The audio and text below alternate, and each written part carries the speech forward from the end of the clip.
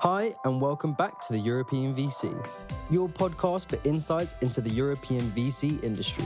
If you love our show, do drop us a review, share it with your friends, and join our Slack community at theeuropeanvc.com/community. Today, we're joined by Ulla Brockenhuus-Schack, Managing Partner of the Danish seed fund, Seed Capital. To many international VCs, Seed Capital is the local deal flow partner in Denmark, a result of Ulla's untiring work to champion Danish startups on the European venture scene for more than 15 years. Seed Capital are on their fourth fund, have invested in 47 companies, and their portfolio counts greats like TrustPilot, Vivino, Lunar, Cardlay and Templafy, and their exit track counts notable companies like Endomondo, Libratone and Mofibo. And don't forget, if you would like to suggest topics or guests for future episodes, join our community and help make the best pod for everything European VC. And if you are about to raise a fund or an international round, do let us know and we'll be happy to introduce you to relevant investors.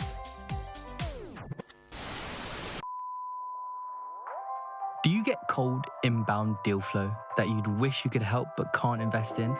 You might consider directing them to the European VC's newly launched self-paced fundraise acceleration program and community.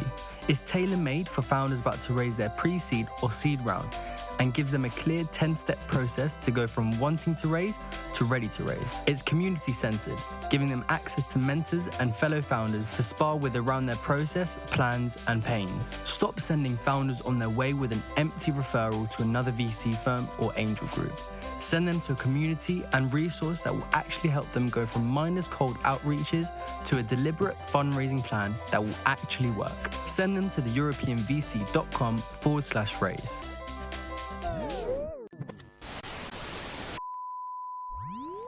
Ulla, thank you so much for finding the time to be with us here today. It's so cool to have you with us. It's a pleasure. I've looked forward to it.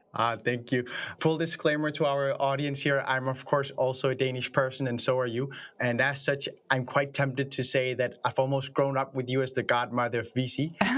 Thanks. So that means that I have to ask you a question here, which is, you've been the managing partner of Seed Capital since 2005, and your involvement both personally and as a fund in the Danish tech success almost cannot be overstated. So the first question I have to ask is, what has happened over those years? What was it like back then when you started, and what has taken you now, and what have you learned on that journey, if you should pick out just one big thing? Oh, I've learned a lot, I must admit. One thing that's driving it all is passionate entrepreneurs, but I guess we've become a lot more focused in our investment strategy. We tended to spread ourselves towards biotech, clean tech, it was called then. Now it's back in a new form, medtech, and then hardware and software. And over the years, we've found that, with a small team, it's necessary to be very focused. So today we are much more software investor in tech, a little bit of hardware. And one thing we also have learned, and we've been sort of persuaded to try out different things, but that is the importance of being focused also geographically when you're early stage. So we're seed stage investor, but we're not really an early seed stage investor, rather a little bit later. So typically we'll invest 1 to 2 years before Series A. So that's one thing we've learned. We've also learned that it was, and it's still very, very hard to get technology companies out from the universities. I was a managing partner of a small organization parallel to building Seed Capital that was trying to build tech companies out of the university environment. That is still very, very difficult for many reasons. We tend to invest with entrepreneurs. Many of them come from university, but have been out in different jobs, in different jobs before. And that allows them to scale much faster. I also think that massive focus on unit economics, addressable market, and team, but that's not very different from what other good VCs are doing. So, I think one thing that stands out clearly in your deck also is that you have succeeded in bringing in a lot of capital to your existing portfolio companies, which of course in Denmark, being a small ecosystem, is something that's naturally quite an accomplishment.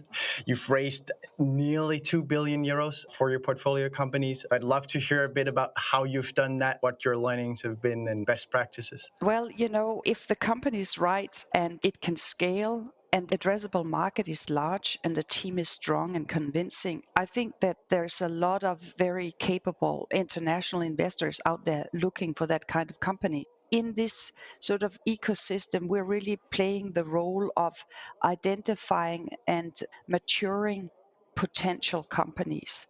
And then we have a partner strategy very clearly, because we believe that after we've done that, we need to get international VCs to invest. And we built a good relationship with them over the years.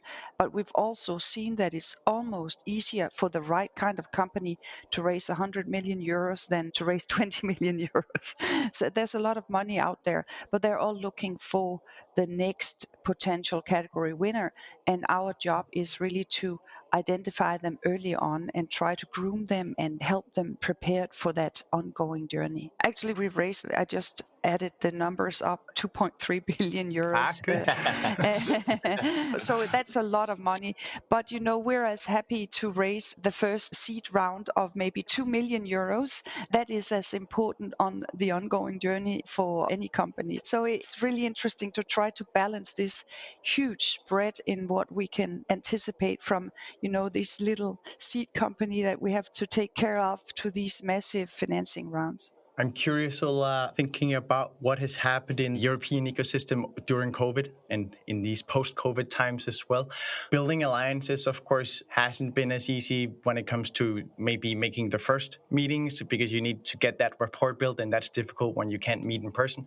But maintaining relationships and making deals happen quicker is, in many VCs respects, that they see that as having been easier during COVID, because everyone has been more ready to do things online. What are your perspectives there? I think that the COVID has shown us that tech companies are extremely resilient, but also that we can become, as VCs, a lot more effective using Teams, Zooms, whatever, online meetings, and reach out to people, spend half an hour and just get up to date with things. So I think that has also taught us that you don't need to travel to London, Madrid, or the US to meet up with people. I think that we have learned that. When that is said, we also really look forward to meet people, to have a dinner together, laugh. It tends to become very effective, everything, not so much small talk, because we tend to schedule meetings every half hour. So I think that we're gradually moving into the next phase, which is going to be good. Could you maybe expand a bit on what your adaptation strategy is going to be over the next 6-12 months? I'm thinking that you've got a lot of meetings that you need to catch up on, but I'm also guessing that you have some adaptations to your former partner strategy to the new environment. Personally, I think that me and the partners, and also probably some of the entrepreneurs, we've found out that you can balance your life a little bit better. And I believe that personally, I will stay working in my house, which I am right now, 1 to 2 days a week, rather than spend, which I have done over 20 years. I spent 2 hours in traffic going to and from work every day. And that just leaves a lot of extra time.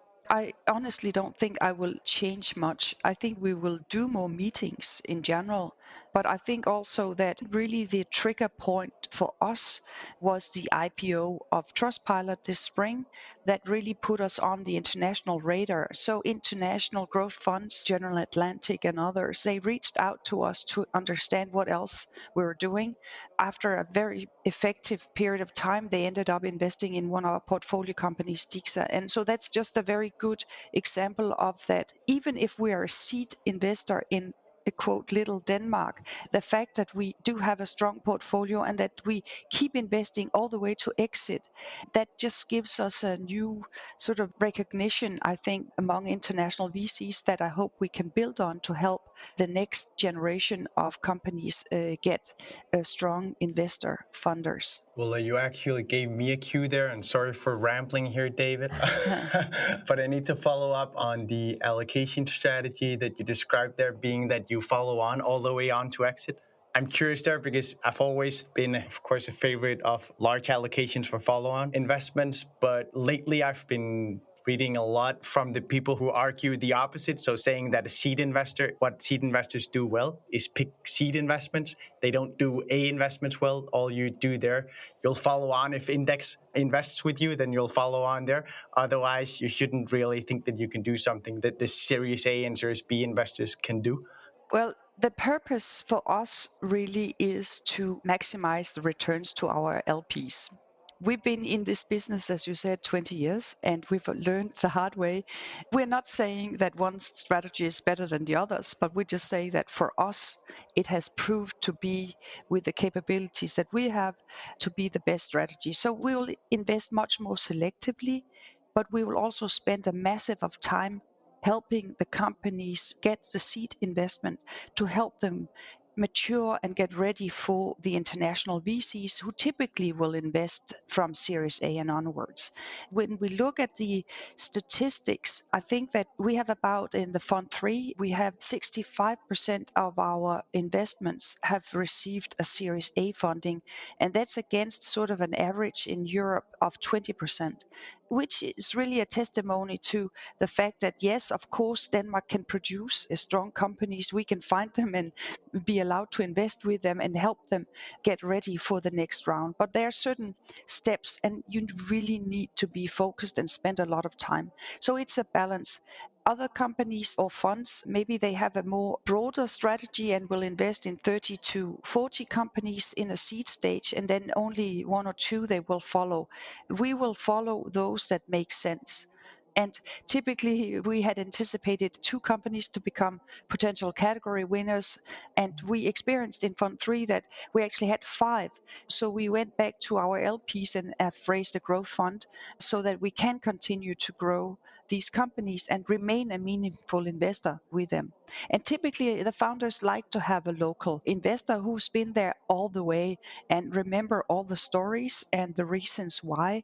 I need to ask a more kind of Denmark-centric question as an outsider. And I'm shifting a bit topics here, Ulla, which is I've been hearing some conversation about small IPOs in the Nordics. And so we're talking about, I think it's called growth stock exchange or something like that. I might be using the wrong terminology, but I'm very curious to know your thoughts, because we're hearing about founders talking about doing an IPO for what would be, I would say, maybe a small Series A or whatever. I'm curious to know your thoughts on that, and particularly the impacts that has down the road, because I'm a bit wary of it, if I'm being honest, because I'm not sure they really understand what that means. What are your thoughts there? I've always been very careful and also a little bit skeptical. Many companies that have successfully listed have actually been companies where the more experienced, I can say, investors have declined to invest. And then they persuade some advisors and the stock market to go out. So that, of course, is big concern, because you can only cheat so many times, then window is closed. So it closed 10 years ago, and then it opened up again. And actually, a number of investments have been made. And we've also always looked a little envious to Sweden, who have had a very vibrant market for a number of other reasons, also for early stage. But I tend to think that we as investors, whether it's business angels or others, we have a responsibility to not take companies public until a significant part of the risk has been taken out. So this summer, we actually listed Odoyoyo, which is like a Shopify for small restaurants. Yeah. And they have about just under 5,000 restaurants in the portfolio. You know, they're cash flow positive. And of course, if we decide to keep growing, maybe we'll spend more cash. But it's solid. The risk is taken out. It's a well-managed company. That we can take public.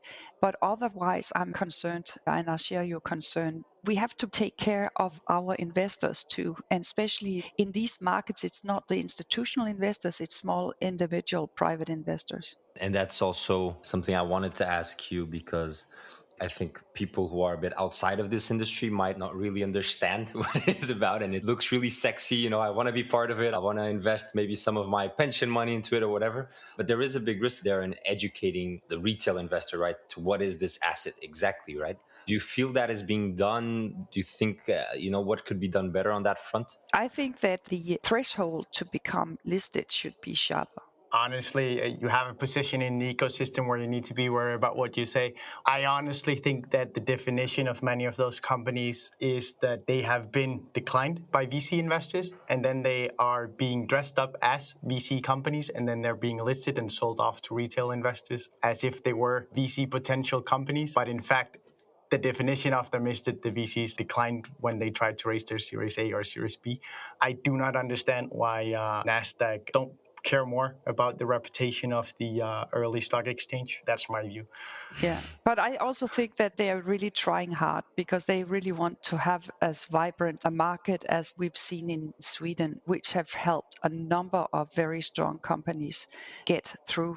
Yeah. It's a balance, and understand where they're coming from. Maybe now that we are knee deep in the Danish ecosystem, maybe we should ask you what you'd say is the main difference between the Danish ecosystem 10 to 15 years ago to what it is today, and what's better and what's worse. I think there's very little that's worse. I think it's all going towards the better. We see a lot of serial entrepreneurs coming with business cases. We see much more experienced management teams, or we help them get more experienced teams. I think that the number of business angel investors have increased a lot. What is still very disappointing is the amount of capital in the market, and the level of competition in the market, unfortunately, is very low here. It's a little counterintuitive maybe to say that I want more competition, but I think that by the fact that having more funds, even more pre-seed kind of funds in the market, will really take more potential out of the market, and also will sharpen everyone that there is competition. But it will also increase the international attention towards Denmark. What do you think, Ulla, is the main reason for the lack of capital, early stage capital in that is really the political and tax environment here.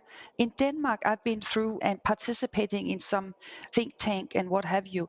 In Denmark, people are very smart, as they are in many other countries, and they do tend to save up in where it makes most sense. And in Denmark, over the last 30 years, we have incentivized people to put money in their homes, in their house, and in pension funds.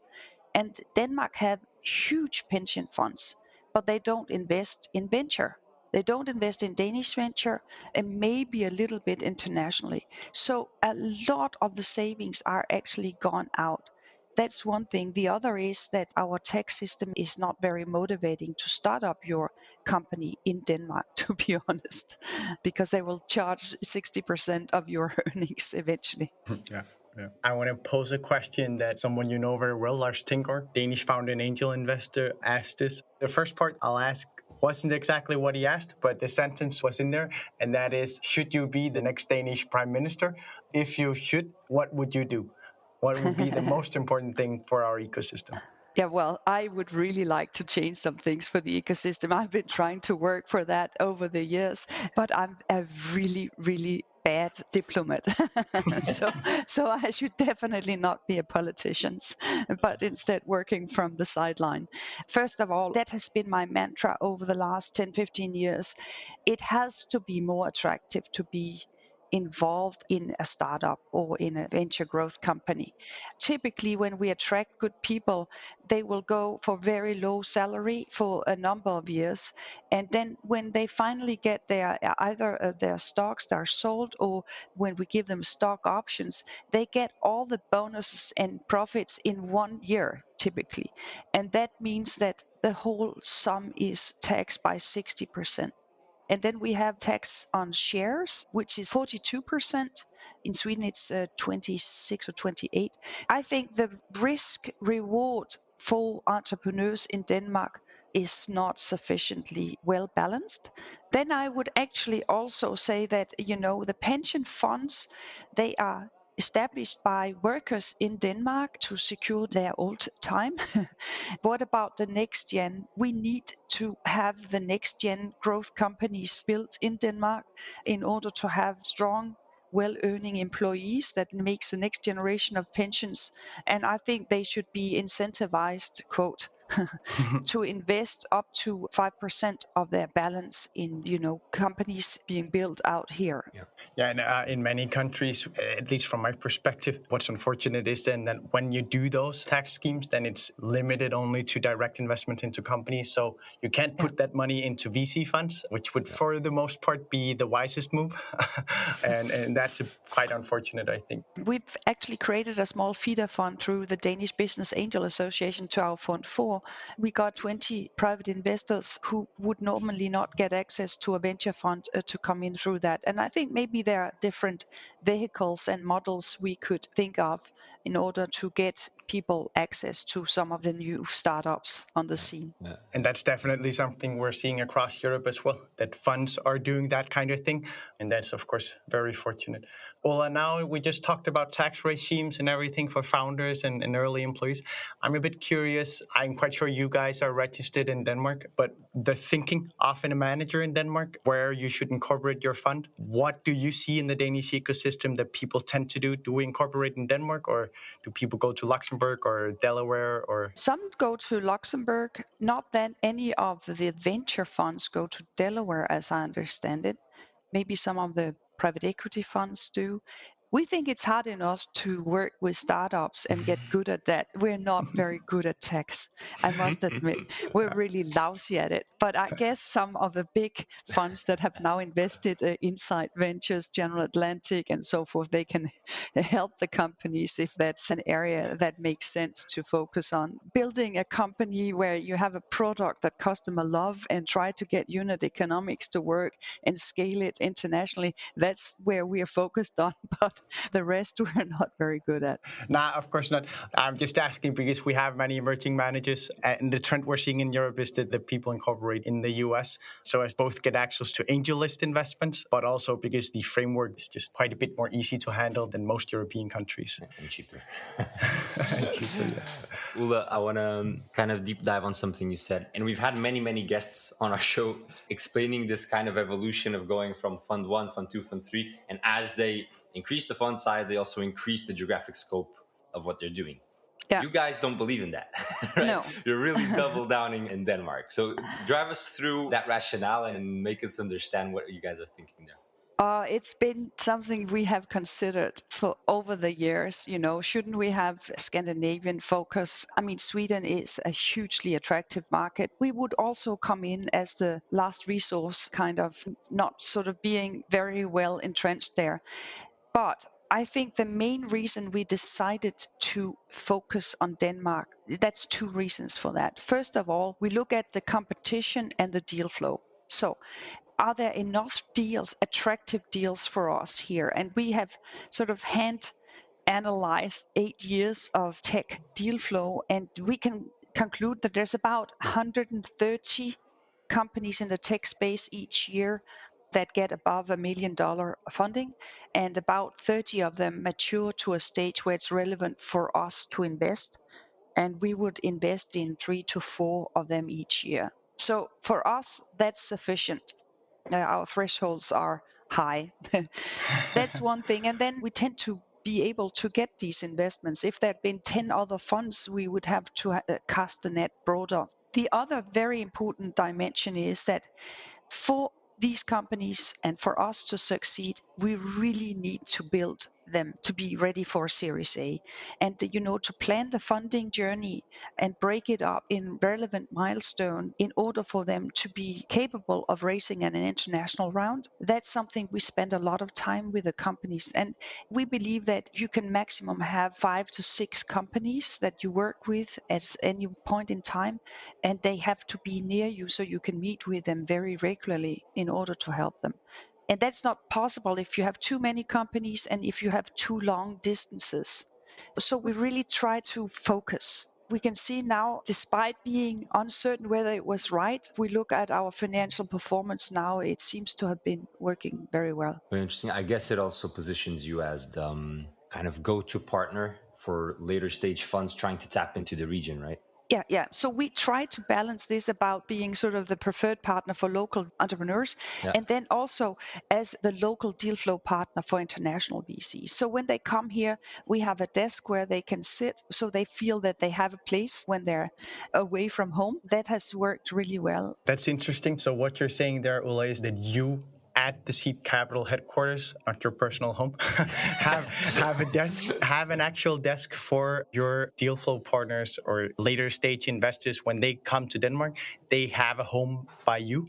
Yes, of course. And the coffee machine and the meeting room so they can have meetings. And some of them will call me up and ask, we found this company, we want to invest. Do you know any of them? La, la, la.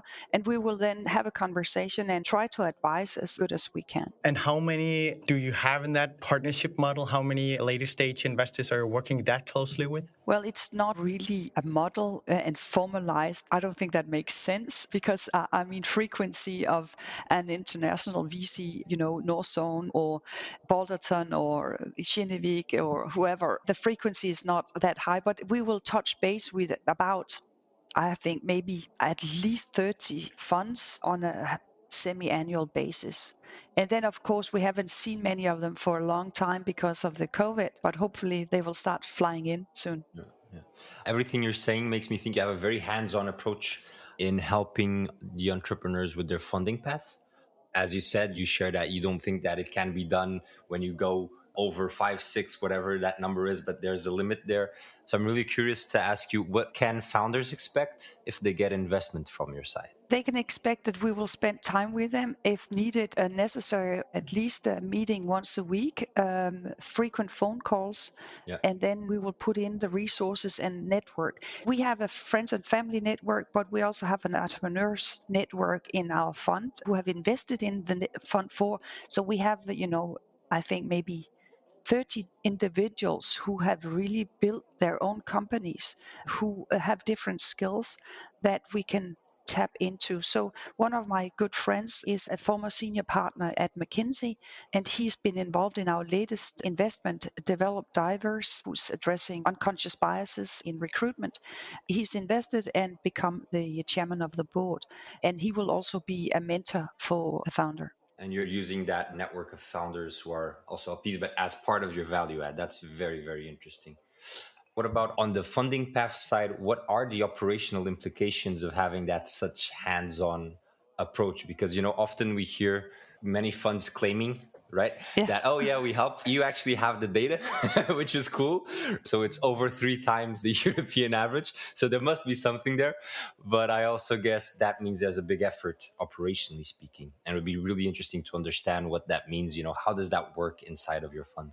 I think that it starts with the recruitment of the partner team, and the fact that many of us have been entrepreneurs ourselves helps. P&L responsibility, strong strategic and business acumen is very, very important.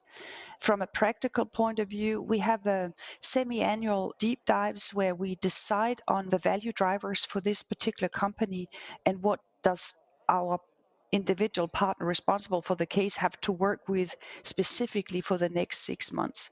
So we are very structured in our assessment and work with the companies. On a weekly basis, we have partner meetings where we go through and discuss issues that are upcoming and also, try to share our network if somebody needs a specific competence or what have you. I don't believe and claim that we are any better than others who are also saying they are hands-on.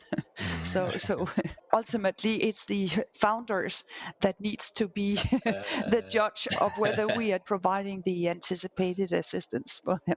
It's not about claiming. It's just about an understanding what's behind that strategy of yours and what that means. It's really interesting because what I gathered then is that the whole partnership of your funds is involved, but then one of you is allocated to each specific deal and focusing on whatever you decide in those semestral meetings or what have you.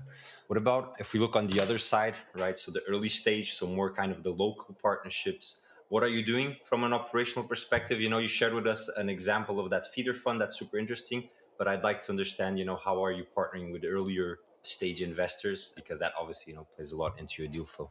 So pre-seed ventures that I used to run, we meet with them on a very regular basis. We hired and trained the team out there. That is an important job, and I want to do more of that. It's like if you get young people in, many of them want to become VCs, and I think if they have the right background and smart and P&L responsibility and business acumen, we should bring more of them in a sort of an apprenticeship, or I don't know what you call it, and train them for the next generation. But our relationship with the others is really in the sense that we meet with them regularly. We will also try to advise them on what needs to be happening with these specific companies in order for us to be ready to make a deep dive and assess whether we should invest. So we work with that. We work with different business angel groups. We see a number of family funds who also do direct investments that we can work with. But there are not that many pre-seed organized vehicles, I must say. So not here. Is it common in Denmark to have family offices doing direct investments as well? Yes. Oh, interesting. When you have an ecosystem that's lacking active pre-seed investors, one way of going about fixing that would be to create a scout program, saying that we know that, for example, underrepresented founders are difficult to get funding to. So we'll find 5 people in that space, and then we'll give them 200,000 euros or 500,000 euros per annum to invest to drive that deal flow for you. Is that a model you've been thinking about? We did that, when I also was at Pre-Seed Venture. Seed invested up to, I think, 200,000 euros in a particular company in order to help with the deal flow. The positive side is you get involved earlier. The bad side is you have to invest in 5 in order to find one, at least. You create some kind of anticipation, and you have to disappoint so many, 4 at least for everyone you find. And to me, I think it's better to help them.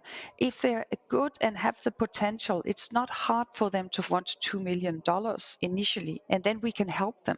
And we do take a lot of meetings just to get, where some of the investors or some of the founders, they want to have some advice. And we're very generous doing that in order for us eventually to have as many good companies to look at as possible. I think that's actually a super interesting point that you brought up with the reputational risk associated to scout programs, because people expect, I got an investment from Seed Capital and then I'm in that route. They're with me now, but that's just not the name of the game when it's scout investments. So double down on that for all the people listening in, thinking about scout programs. That's something you have experience with hurting your reputation a bit. I guess that's what we can learn from what you just said. Yes and no. At one point, there was a little bit of that. I just tend to believe that the other side of it, which I didn't mention, is that once those money are out, there's an anticipation that then Seed is ready to invest. And very rarely that is the case. They need another funding round before we're ready to deep dive. And so in order for us to be generous and friendly, but just wait to invest when it's right, that for us is ideal, and that's doable as long as there are other investors willing to do that. And we're willing to pay a higher valuation, of course, if we can also wait longer. Ulla, we've been talking about the number of portfolio companies per partner and you being very hands-on and number of investments you want to do as a fund. That also implies that you have a certain ownership target, typically 15 to 20%, as I understand it. Is that something that you're very strong on and don't really diverge from? Or is it something that's what you want, but if the deal is there, then you'll do 10%? And to what extent would you say, do you have top of mind the division of companies where you've been able to keep your ownership target or where you've had to give up on some of it? So if you don't start out with 20%, you never get there. Honestly, it's very, very expensive. So we tend to start out with aiming for a 20% ownership, plus minus 1 or 2%. We'll keep defending that through A/B rounds. If big investments are actually coming into the companies, it's harder. And there's always a fight to protect your share. And we try, but it's also a limit. Like TrustPilot, eventually, we were the largest actually shareholder when we listed TrustPilot in March this year. People didn't know that, Seed Capital, who are they? But that's sort of a testimony to our strategy. But of course, we were down at, I think, 13%. I forget the details, but something like that. So we will get diluted a bit over the years. Awesome, Ulla. I think it's time for the quickfire. We always end with this 30 to 60 second question round. Are you ready for it? Fire off. First question is, what verticals and maybe even business models excite you that the most people around you don't really feel that excited about? I think that what we like is what people are excited about. That is SaaS-based software companies. And then the next question, what are your 3 top tips for VCs trying to attract follow-on capital to their portfolio? Demonstrate user love, significant commercial traction, unit economics, and a strong team in a large market. That was 4. Nah, that's fair. That's fair. It was an addendum to the final point, I think.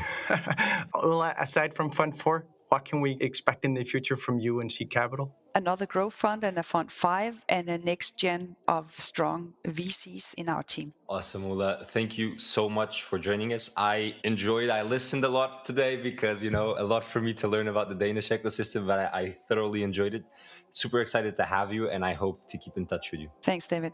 Thank you for listening to this week's episode of the European VC, your podcast for insights into the European VC industry. If you love our show, do drop us a review, share it with your friends, and join our Slack community at theeuropeanvc.com/community. And don't forget, if you would like to suggest topics or guests for future episodes, join our community and help make the best pod for everything European VC. And if you are about to raise a fund or an international round, do let us know and we'll be happy to introduce you to relevant investors.